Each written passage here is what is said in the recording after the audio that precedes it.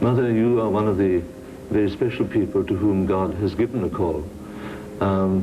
Did it happen just in a flash, on an instant, or did you know it was coming? It's just a call in the call. A call within a call? Within a call.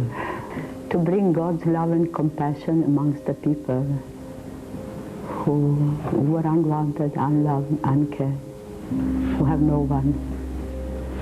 So you went out, Mother, fortified with your own tremendous faith, but what else, Mother? What else did you take out with you? And having Him with me, having God with me, I have all things. I don't need anything else. And I believe you realized very early that you had to have some medical training, so you went to Patna. That's right. And then the sisters started coming. Now, how did they start coming, Mother? Well, these are most the girls that I had been teaching in Loreto, so when they found what I was trying, that was the wonderful trust of those girls, because there was absolutely nothing, blind trust and blind faith that they came in. And one by one they came. There were 12 in 1950. 12 came to you first? Yes. One by one they all came. But how were you living, Mother? How did you eat? And people came continually, and they saw that we had nothing.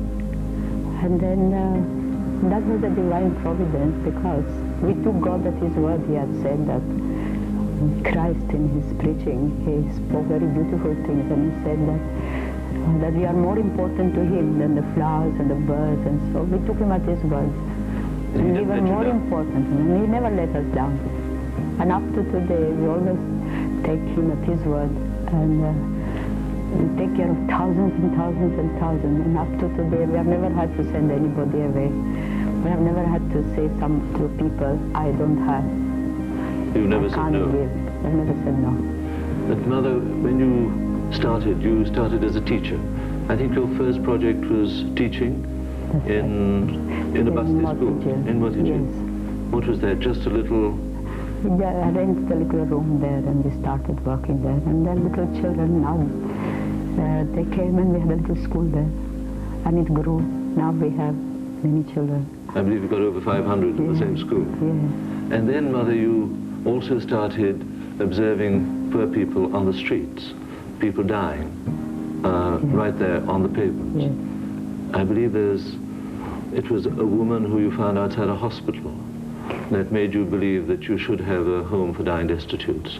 Could you tell us something about that, Mother? There was a woman there. I didn't think that it looked that it was a human being, but in coming close to her, I found that she was eaten up by rats and covered with maggots and so on. And I took her to the hospital.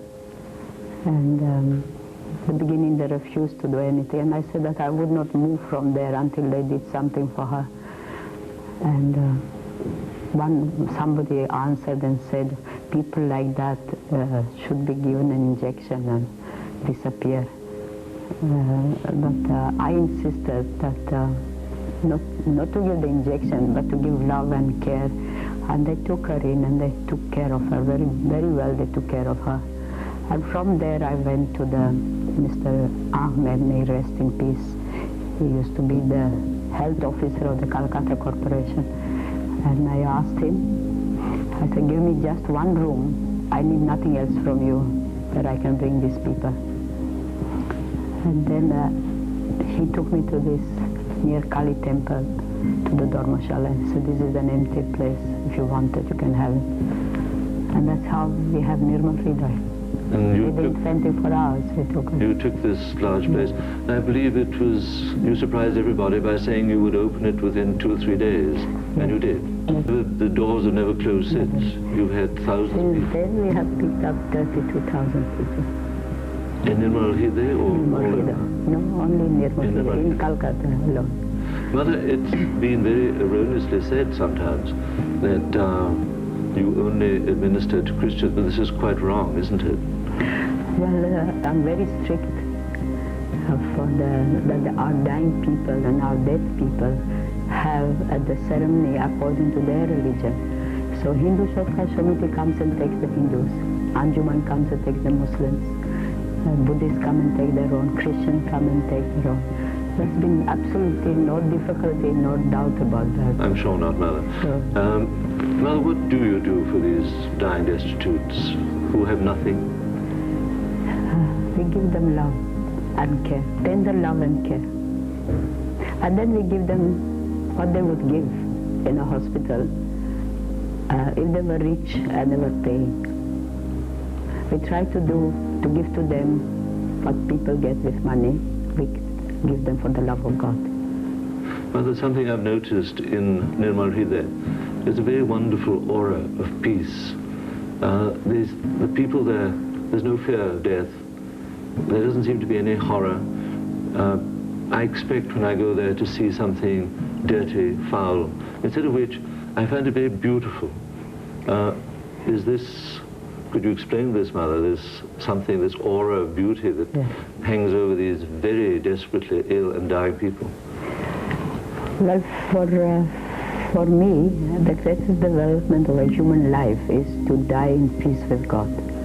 And so it doesn't matter who we are, but at that time, we need the joy of knowing that we are already with God.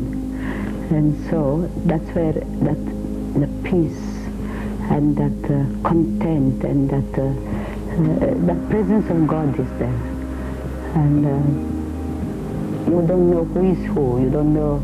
Only we know from the book that somebody is a Hindu or Muslim or whatever. But otherwise, in the acceptance and in the life and in the peace these people spread, it's a wonderful living reality of God's presence there.